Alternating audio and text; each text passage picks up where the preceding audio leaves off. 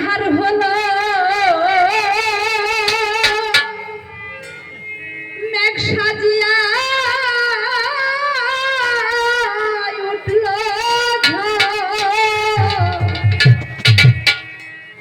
ভাঙন্দরা নদীর কূলে আমি বাদিয়াছি ঘর এই না বেলা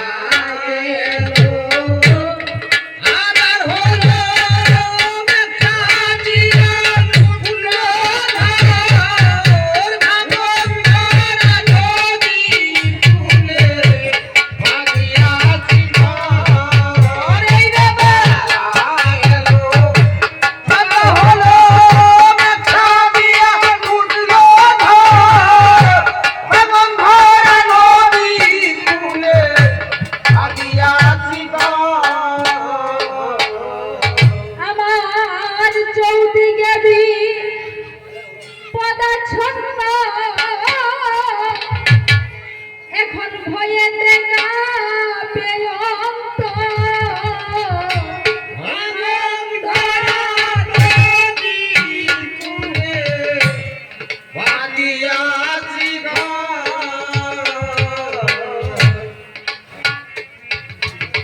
এই যে নদী যারা ব্রহ্মপুত্র নদীর কূলে বাস করে অনেক মানুষের ঘর বাড়ি ভেঙে তাদেরকে সর্বস্ব শেষ করে দিয়েছে এই নদী। যারা যারা নদীর কূলে বাস করে তারাই জানে যে যারে একবার এই ভাঙনতোলা নদী ধরেছে তার সর্বস্ব শেষ করে দিয়েছে। মানুষের কথাই বলে যদি আগুনে পুড়ে তাহলে বলে এই বাড়িটা পুকুর থাকে, কিন্তু যদি মানুষের আগুন ধরা নদী ধরে তার আগুন বলতে আর কিচ্ছু থাকে না, তার সর্বস্ব শেষ করে দেয়। তো তাই এই দেহের মধ্যে একটি ভাঙনতরা নদী আছে,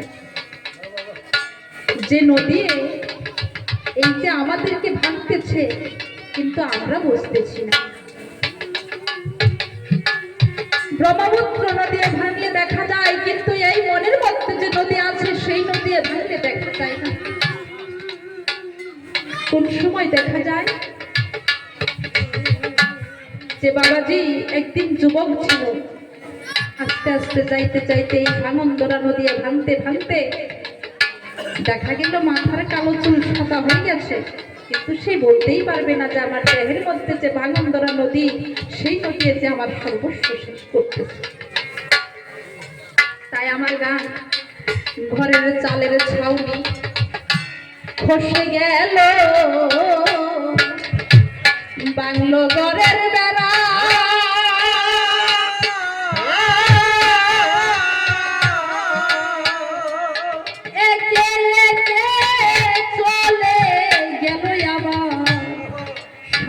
ছিল তারা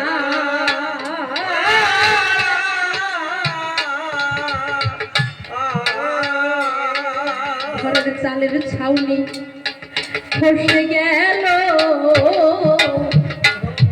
বাংলো ঘরের বেড়া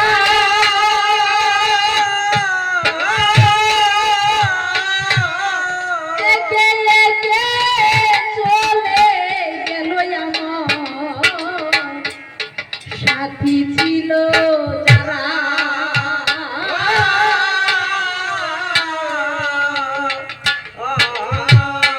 ভাবে আমি হলে সাথী হারা সবাই করে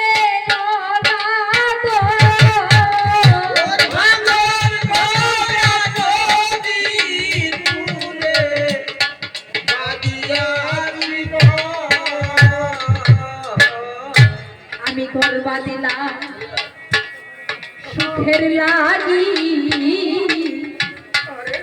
থাকবো চিরদিন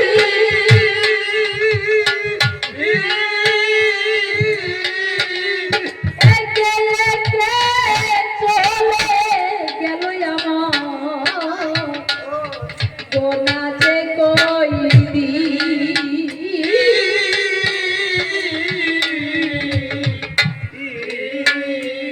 একটা মানুষ তার সারা জীবনের যা কিছু উপার্জন করে সবকিছু উজাড় করে দিয়ে একটা ঘর বাঁধে। একটা ঘর বাঁধতে বাঁধতে তার সারাটা জীবন শেষ হয়ে যায়। কি আশা করে ঘর বাঁধে যে এই ঘর বাঁধলাম, এই ঘরের মধ্যে চিরদিন থাকবো, কিন্তু কেউ তো চিরদিন থাকার জন্যই তো নিয়ে আসে না। সেই ঘরটা বাঁধতে বাঁধতে কি হয়ে যায়, তার হায়াত যে কয়দিন আছে সেই হায়াত চলে যায়। তাই কবি বলছে, আমি ঘর বাঁধিলাম সুখের লাগি, থাকো চিরদিন।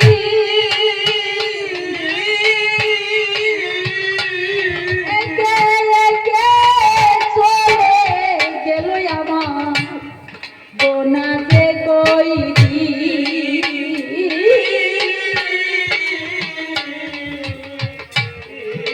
এবার কালো মেঘে করলো আঁধার, অঝোর উঠিল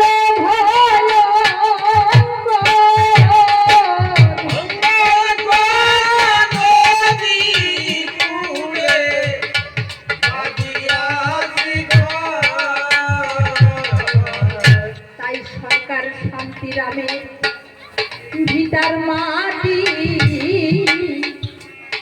ধরিল বাঁধব।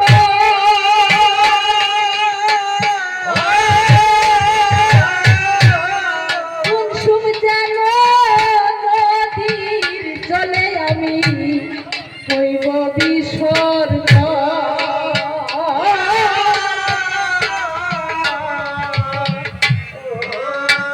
তাই গোসাই নিত্যানন্দ বলছে দেখে